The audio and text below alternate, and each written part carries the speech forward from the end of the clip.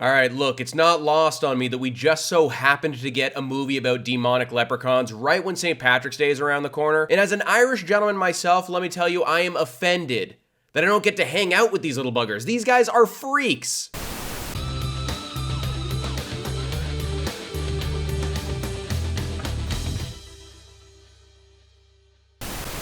What's up, guys? I'm Sully, and today we're talking about the brand new horror movie Unwelcome. All you need to know about this one is that it follows the married couple Maya and Jamie as they escape their urban nightmares of London to the tranquility of rural Ireland, only to discover malevolent, murderous goblins lurking in the gnarled ancient wood at the foot of their new garden. Heavily pregnant, Maya is soon targeted by the goblins and the family she befriended after forgetting to make sure the creatures are well fed. So I'm just gonna say off the bat that this movie will be right at home, playing at like a little indie movie theater that shows forgotten 80s horror films after midnight. I have one near me that does that, and it's always showing stuff like Brain Damage, Chopping Mall, and Hobgoblins. In a lot of those movies, you forgive their imperfections just because they really went for it and they are just entertaining as all hell. I feel like Unwelcome was made like 40 years later than it should have been because it would slot right into that lineup. But unfortunately, since it's a modern horror movie, we can't just gloss over its criticisms. This movie really is the tale of two halves because the first half of this movie is way more serious than I thought it was going to be originally. And that's not necessarily a bad thing in its own right, but only if that's how you wanted to take this story the whole way through.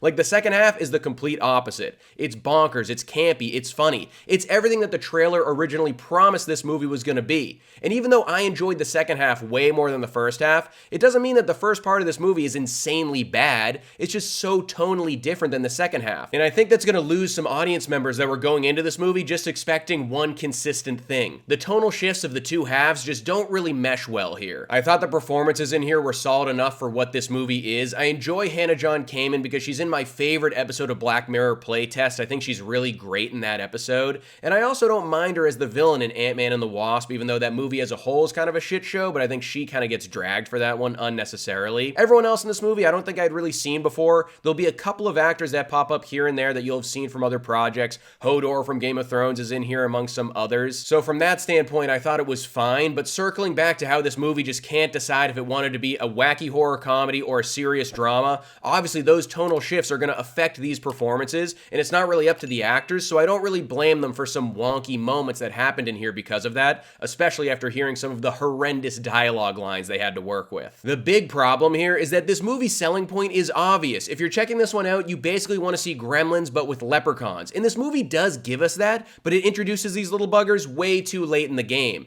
When they finally show up on screen, this movie is entertaining and as wild as I was hoping it would be, but you're going to be waiting a long time before that actually happens. And for some less patient movie watchers, you might even turn this movie off before that occurs. I just think it should be illegal for a movie like this to be longer than 90 minutes. This one's a little bit too close to 2 hours, and I feel like if it cut down like 15 minutes of its runtime, it might have created a tighter experience. There's a lot of time wasted just mulling around in pubs, hearing about these mythical little creatures and the problems they're causing, but if we got rid of that, we could get to the action a little bit quicker and salvage some of it. Like I said at the beginning, this movie does really feel like a forgotten 80s horror comedy. If you grab some buddies and throw this one up on the TV after midnight, you can have fun with it. Some of that will be at the movie's expense, but fun is fun regardless. If you go into this one as a movie critic, you're going to be docking points off this thing every other minute of its runtime. Unwelcome gets a Sully score of 2.5 stars.